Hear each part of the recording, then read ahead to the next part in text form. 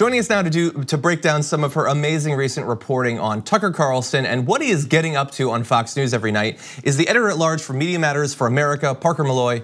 Parker, welcome back to the show. Hey, thanks for having me back. Very glad to have you here, and in particular to talk about this because I very much enjoyed your article. Everyone watching this should go to Media Matters and take a look at it. But you basically wrote that he is a master at the art of misdirection. Could you explain your thesis for our audience? Sure. So one of the things that I've kind of noticed is so Tucker Carlson on his show, a lot of times he will talk about the ruling class. He likes to blame things on the ruling class, which is fair. You know, we do have a ruling class, as all societies do, but he never elaborates on what he really means by that. So a few weeks ago, I started reading his book, which talks about how the ruling class is destroying America, basically. And he doesn't get into it there so much either. So I started watching clip after clip after clip of his show, especially the ones where he will say something that progressives will kind of nod our heads to, thinking, yes, this makes sense. And you see sometimes he'll get, he'll get praise like, what was it? Vox wrote something. Vox had a story that said, last Wednesday, the conservative talk show host started a fire on the right after airing a prolonged monologue on his show that was, in essence, an indictment of American capitalism. Now, that sounds progressive. That sounds kind of awesome. And if you listen to what he's saying, it sometimes can sound that way, the way he'll talk about taxes or the way he'll talk about Amazon, for instance. But one thing I always find when I watch these segments is they'll start out talking about something like that, a real problem in the world, like why is the tax code so complex, or why do tech companies like Facebook continue to pump out products that they know are potentially harmful and are addictive by design. And so he'll make these good points, but then he'll come to some sort of really bonkers conclusion. He'll talk about how the suicide rate for men is too high, and then he'll end with the conclusion that women should not be in the workplace or something like that, where it's just like so disconnected, and you're like, how did I get here? And so that's what this article tries to do. It tries to break down how he gets there, and essentially, I kind of liken it to rhetorical sleight of hand. So basically what he does is he'll say something that will get people on board, and then he'll just sort of pivot. And he uses this concept of the ruling class as his pivot point, where he'll argue that this ruling class is trying to appease identity-based groups. So what he likes to do is he likes to then basically pivot and blame problems like stagnant wages on gay people, or unemployment,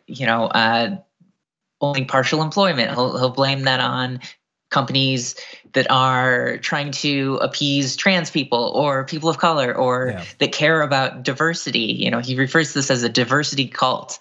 But at the same time, he contradicts himself constantly. In his book, he talks about how, if you wanted to run a country for the benefit of everyone, you would de-emphasize differences between us.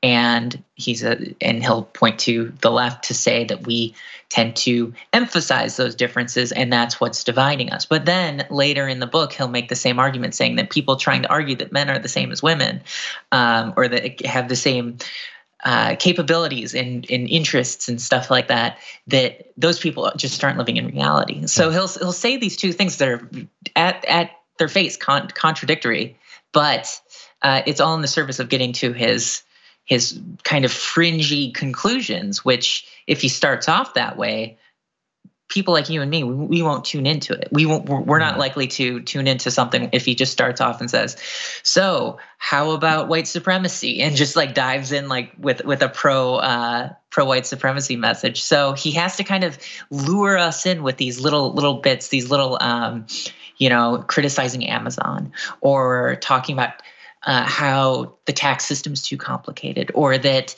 we don't care about the poor.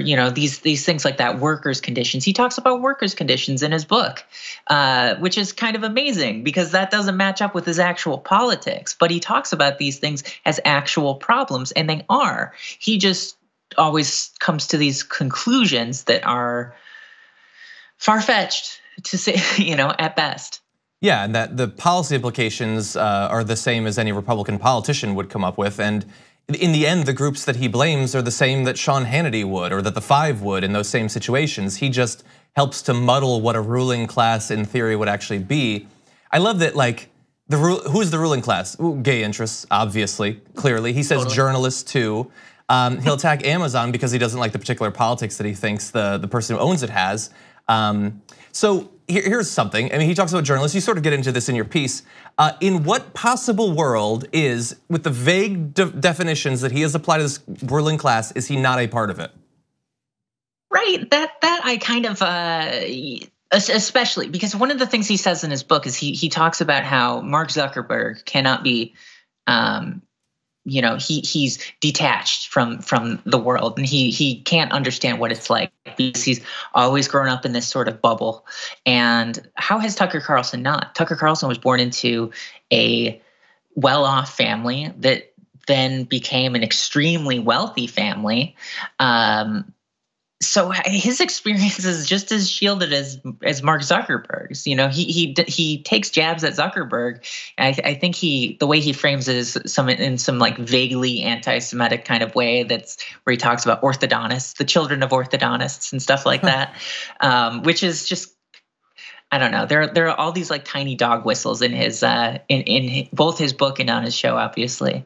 So he does that, and he uses that as a disqualifier for, clearly Zuckerberg doesn't know what's going on because of how he was raised, because he was shielded from real life implications and real life struggles. But Tucker Carlson is the exact same way. He is just as shielded. He grew up and didn't really ever have didn't really struggle. He was born into a family that had some great ties in media. His stepmother is the heiress to the Swanson frozen food empire, I guess. So there's money, there's connections. He's got it all. And I think what kind of scared me about all of this, not scared me so much as just kind of intrigued me, because as you sort of said, he's not like Sean Hannity. He is not like, he's not like the Five, but he comes to the same conclusions. Yeah. And I think the difference there is that Tucker Carlson's very smart. And that's what makes him very effective.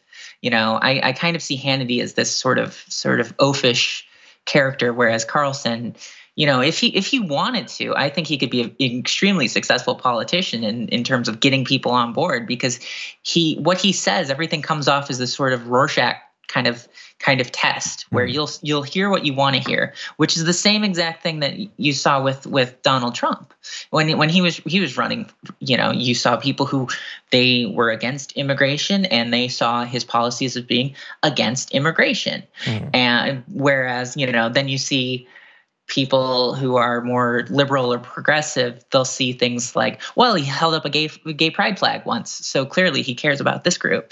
And so it's this thing where you throw out so much information that people can cherry pick what they want to justify siding with you. And I think that that's one thing that Tucker Carlson does really, really well. And if he wasn't raking in so much money on TV and didn't have this decades long history of being on TV, if he just kind of popped up out of nowhere and had these politics and had this rhetorical style, I think that he could be an extremely successful politician. I don't think that would be a good thing, personally. But at the same time, it's very fascinating. There are some people I think that you can kind of take shots at their intelligence, but when it comes to Tucker Carlson, I think he's an extremely smart man.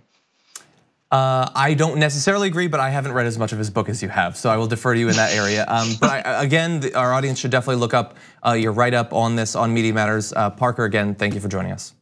Thank you so much. Thank you very much for watching this clip from The Damage Report. If you liked it, don't forget to subscribe to this channel and ring the bell on YouTube to get notifications of our new videos. And of course, you can catch the full Damage Report live every weekday at 1 p.m. Eastern, 10 a.m. Pacific on TYT Network on YouTube TV.